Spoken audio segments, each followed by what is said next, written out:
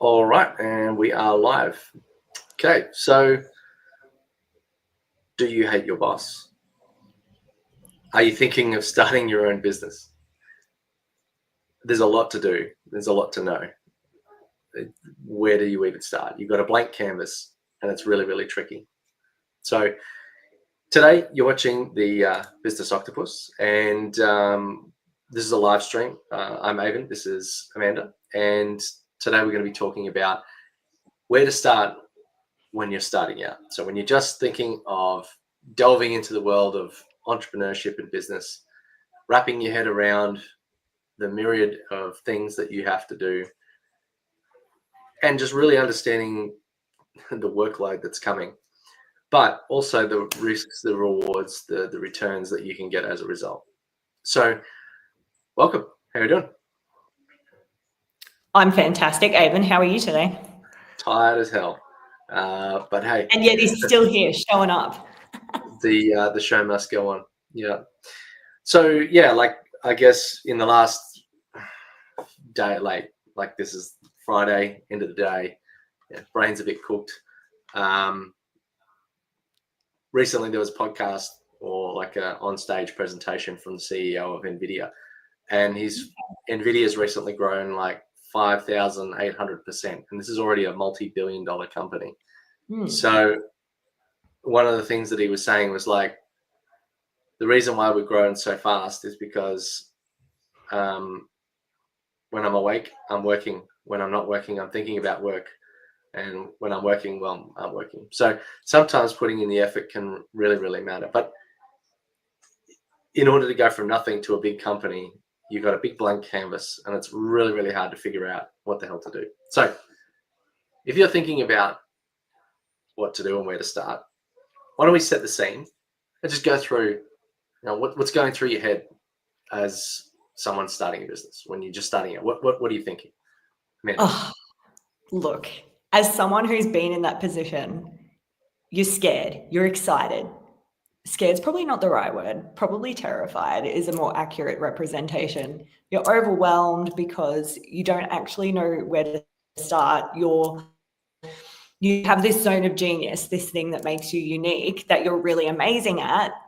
The business side of things, they don't really teach you that in school unless you studied it at university or you did a certificate course or whatever. And even that doesn't really prepare you for the actual doing of the thing.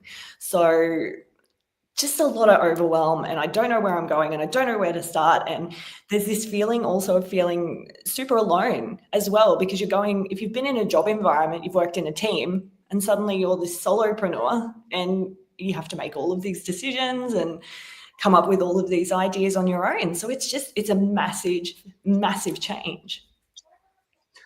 Well, I think, the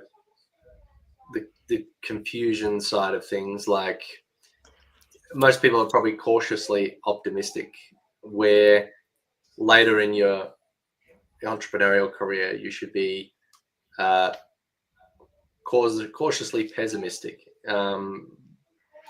in that, like you hope everything goes well, you're trying things, you hope it's a success. And then later on, your mindset shifts and you're kind of like, well, I'm going to try this and I'm pretty sure something's going to fail, but we'll do it anyway. And we'll hope that, something goes well. So there's definitely a change in thinking along the way, but absolutely. I think, like I like your statement of no plan B. Sometimes people need to lose sight of the shore to burn those boats. Exactly. Yeah. And like that's that kind of like fear, powerful sort of energy that you have to have, and that like motivation, like if I don't do this, like that's it. And that gives you the get up and go that you need to make incredible things happen in no time flat. And you got to be ballsy. Exactly. And it opens up a lot of, I think, yes. And I think when you don't give yourself a plan B, all of these opportunities and pathways suddenly become available to you because you're just looking towards the goal. Yeah. And like in terms of how like aggressiveness, like people think aggressive, like, you're having a fight in a pub. But I think that the aggressiveness that you need is more like, let's just say you're at a networking event and, the easy option is just to stand there and wait for somebody else to come up to you. But the aggressive option is just to interrupt and say, hey, how you going? My name's Evan, this is what I do. But then there's a tasteful way to do that as well. So you've got to test, you've got to try, you've got to stuff it up. Like a lot of times people that are trying to figure it out, they're running 1,000,001 experiments. So sometimes, you've got your known unknowns. You know what it is that you don't know. But then you've also got unknown unknowns. You don't know what you don't know, so you can't solve the problem. So I guess that begs the question is where do people go to learn this stuff? Exactly. Where do we go when we're first starting out? I know I was hanging out on YouTube. I was Googling stuff, and my Facebook feed and my Instagram feed started to be filled with all of these gurus and these coaches that seem to know what they're doing, and they're driving these Lamborghinis and these Ferraris, and they must know what they're talking about, right, Avon? A lot of them are rented. There you go. So we can't always take these business gurus at face value. What's been your experience there, Avon? Well, I've come up with a phrase of you can't bank on good intentions. So a lot of times people, this is why I say about like that optimistic, pessimistic thing, is that a lot of times people will promise a lot of things and don't actually do or deliver. So in hand with that, I like to look at people's feet, like, are they actually like conceptually, like, I don't actually like looking at people's feet. The point is like, are they moving or are they just talking? So quite often a lot of these flashy things, what goes on behind the scenes, outside the view of the camera, like there's some, there's a whiteboard down there, there's some boxes of stuff down there, and I've just got within the frame something that is reasonably presentable. But quite often these showy people have, the suit, the, veneers, maybe there is a little bit of element to it, but some of it I feel is a little bit get rich at the expense of the people who are there to learn. So they're not actually there with you in mind, they're there with them in mind.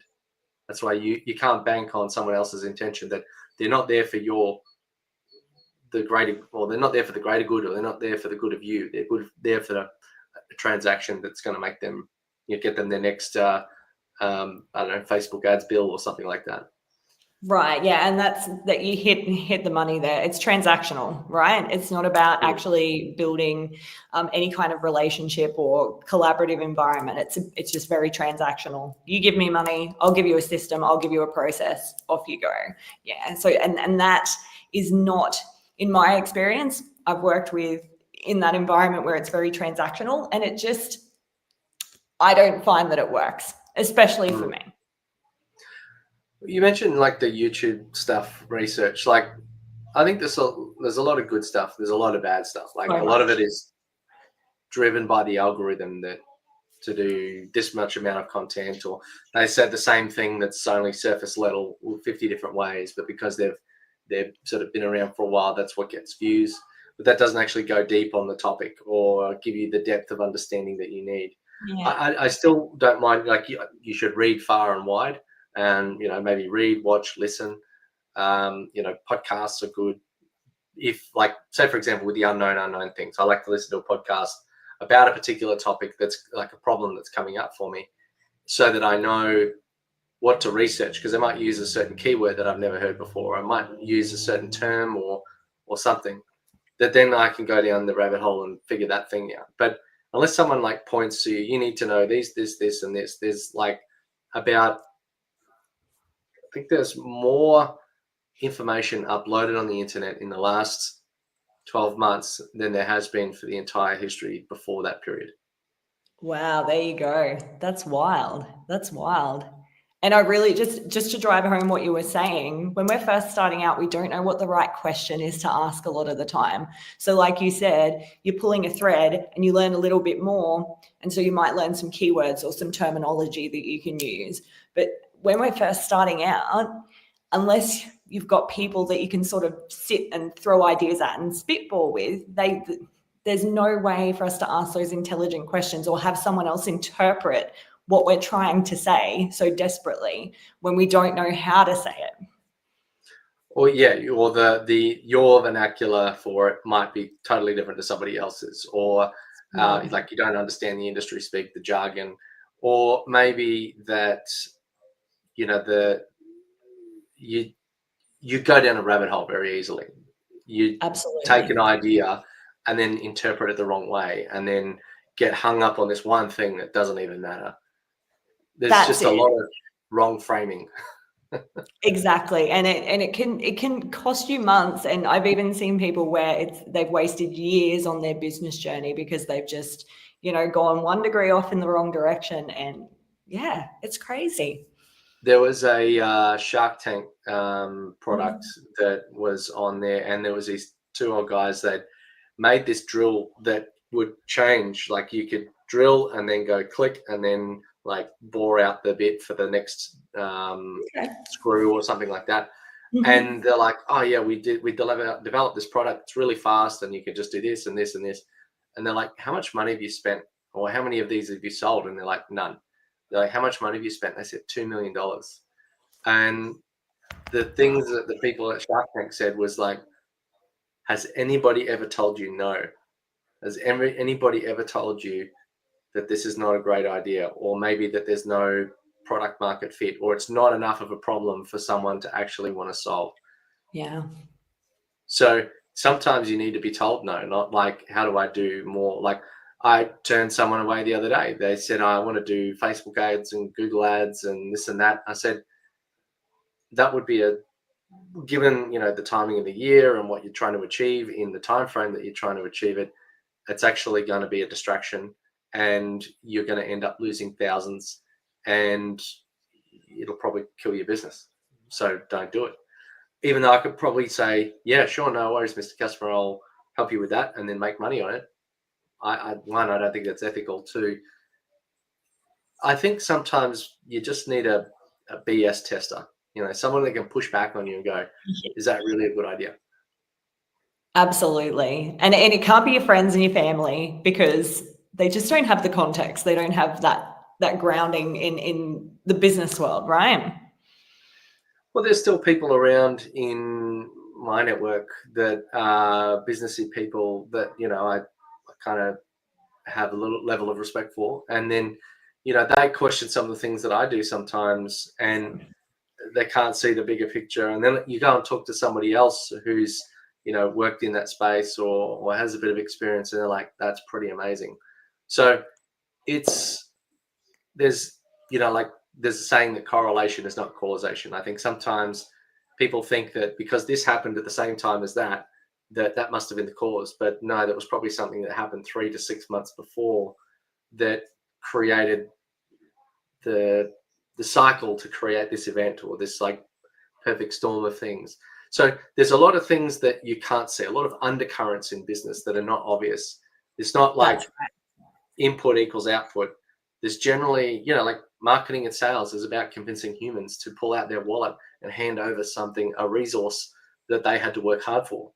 So it's not as simple as just going, oh, if I turn the ads machine on and I put $50 in, I'm going to get $100 out. That's just, there's a gap there. That's right. That's right. And then that's so important to remember when you're starting out, that the things that you did 6, 12, 18 months, 2 years, even 5 years ago, it's all stacking the deck in your favor and all coming together, even though you can't see it straight away. That's so crucial to understand from day one, because if you don't understand that, you'll drop the ball because you're not seeing the results that you want to see. It could be a job that you had, a management experience, a volunteer thing that you did, something that you failed at. In fact, entrepreneurship's only built on 1 million failures. So I would say there's an element of get out there and fail as much and as fast as you can on a palatable level. Yes. Saying that, there are ways to learn things without learning them yourself, and that's working through other people's failures and mistakes. And and reflecting and discussing and learning what other people have done that has not worked or that has worked, and understanding how you apply it. Because you don't get successful by doing the same thing. You get successful by doing something slightly different, but taking into account a number of influences and experiences and coming up with a new idea. Whilst nothing has been done before, there's almost nothing that hasn't already been done before. You could be wildly successful even if it's already been done before, because you're doing it a different way with the right market at the right time, and so on. Exactly. So what's some things that you've tried, or perhaps that the average person starting out has tried that hasn't worked? Oh, how long do we have, Avon? Okay. So for me, I think the biggest thing that I have done is working a system or a process that has worked for someone else that didn't necessarily feel good to me. And I know that sounds all fluffy, right? But it didn't fit with the way I work or my product offering or, my target market. And I've tried to fit, square peg into the round hole, and I just kept smashing it, and it's not working, and it's not working. So I think being able to go, okay, so this system and process, yes, it worked for this person. I'm going to test it. I'm going to trial it. I'm going to iterate it. I'm also going to put a deadline on it. So instead of letting something, testing it for 2 years, and I have been in that boat, please do not walk my path, team. Give it 90 days. Avon, great question here. Do you think 90 days is enough time to get enough data if you're doing something on a daily basis? What's your opinion on that? It depends on what it is to an extent. Like, Okay. I've gone to networking events and then given it 6 months before I decide whether or not to pull the pin. So sometimes things do take time to percolate. What if your sales cycle is 90 days, in that by the time you acquire and then you're having a conversation and then you close, if that's 90 days on average, well, then you probably need another 30 to 60 days beforehand to actually find the customer, then talk to them, and then have, maybe that one that you first started with takes another month or two to close. So you're not going to know until you give something a red hot go. So if you're going to invest that much time in it, I'd be doing as much pre-work and research through other people as possible, or do surveys, or do some form of analysis before going, I'm going to spend 6 months of my life on this. But sometimes there's people that spend 10, 15 years working like a dog in a business and then exit for hundreds of millions of dollars because they're driven towards a goal. They have an outcome, or maybe they could do it in 12 months or 24 months or something like that, whatever it is. But you just want to reduce the risk of spending the time on the wrong thing, money on the wrong thing, energy and heartache, losing almost everything potentially. So whilst it seems very fragile at times, if you get everything right, it's actually not as fragile. In fact, you want risk, but you want it to be upside risk, not downside risk. That's right. Yes. And I think a big part of that is if you can set yourself up with systems and processes and get one thing or a couple of things that you're really good at that form your bread and butter, if you like, of your business, then you can start to go and free up the cash flow and free up the time and free up the resources to go and experiment on the cooler, bigger, more big picture stuff. Would that be fair to say? Yeah, I think you also need to break your employee thinking, your employee mentality.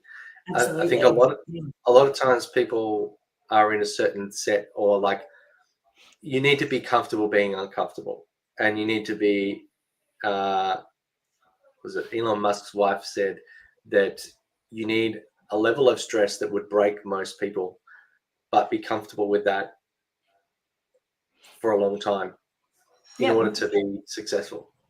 Absolutely agree. Yeah, that has to be your new normal, if you like, and you have to be comfortable with that being your normal. But that also drives your motivation, your push for success. Exactly. If you didn't have that wolf at the door, for want of better phrasing, that nipping at your heels, or I think The Rock talks about this feeling of being backed into a corner, and that's what drives him. That's what gets him out of bed each day and keeps him pushing. So you want that level of pressure on yourself so that you keep moving forward and driving forward. I like this comment. It's a little bit more like how people excuse themselves from being fit in the army, but everybody says everybody runs the same speed when you're getting shot at. This is true. This is true. So everyone's doing the same drive for entrepreneurial growth and success if you have the same risk level that is chasing after you. So, well, I mean, like, if it is so bad, why would someone do it? Well, it's not like you can do some amazing things. Like you get to do most things that people won't ever do in their lifetime. You get to Absolutely. Grow a team. You get to maybe travel the world. You get to get in the newspaper for things. Like that's the sort of thing that can come of it. So perhaps working with other people that are trying to achieve the same goal will give you a much better level of success. And so, like we've built a community around trying to help people to have those experiences or share that experience, because if most people aren't doing it, well, it's going to be very hard to find someone to get experience or get the right experience without a selfish intent. Like we're talking about the Ferrari toting veneer teethed business coach that has probably rented the private jet for the photos, that is, I'll help you as long as I get paid. Rather, in a community, you've got other people that are helping you because they want to see you be successful, and there's some form of values alignment that they also want to get your expertise and your experience, because I just see it as more eyes and ears on the ground of what the reality is out in the marketplace of what's happening. So I kind of see it like we're all doing the same thing together. So we're not alone. We're not struggling. Yeah. We've got answers. That's it. We've got information. Yeah. Yeah, exactly. And it's, for me, it's about, just to summarize everything you just said, it's not this, the Ferrari toting business coach is saying, do it my way or fail. Whereas in a community, it's very much about come with me energy. We're all on this journey together. Let's all go together. Let's all win together. And that's just a very different place to be playing in. So if, I guess, anyone listening wants to get started in their own entrepreneurial journey, we've got the community and we've got some pretty cool people you can hang out with, such as Amanda. Us included. Well, not less to a lesser extent me. It's more about the people that are there. But like we were saying before, with that one person comes in, asks a question, and then 5 or 6 people within 15 minutes have jumped on that and given their experience on that thing, which you've got positive and negative side to that, in the sense that an answer that says that this is not the answer is like Thomas Edison's 10,000 ways how not to make a light bulb. So sometimes having a community perspective can give you, whilst someone else says, yes, this is the answer, that may not be your answer, because your scenario might actually be different. So by having someone say, do this because I've done it before and it works, is actually probably more harmful than helpful. But if you've got someone who can jump in and say, this is what I've found useful, and then you can also read, oh, well, I found this one useful, it also worked and I actually had a better result, or this one works in this scenario, or that one works in that scenario, or that doesn't work at all, don't try it, don't waste your time. Having those multitude of experiences is far more valuable than just one person's answer. There's no shortcut to life. Entrepreneurship, growing a business, starting anything, is about making 1,000 mistakes quickly, simply, and as least damaging as possible. So yes, use the mistakes of others to build your own success. Absolutely, absolutely. It is the smartest and the best way to work in the space that we play in. All right. Well, I think that was a good one. We're on time, we're on budget. And if you're watching, please do jump into the link just down here, and hopefully we'll see you out there. So the launch program is available now. And if you've got any questions, please do like, subscribe, give us a comment, and we'll catch you on the flip side. Thank you for watching. Thanks, team. Catch you soon.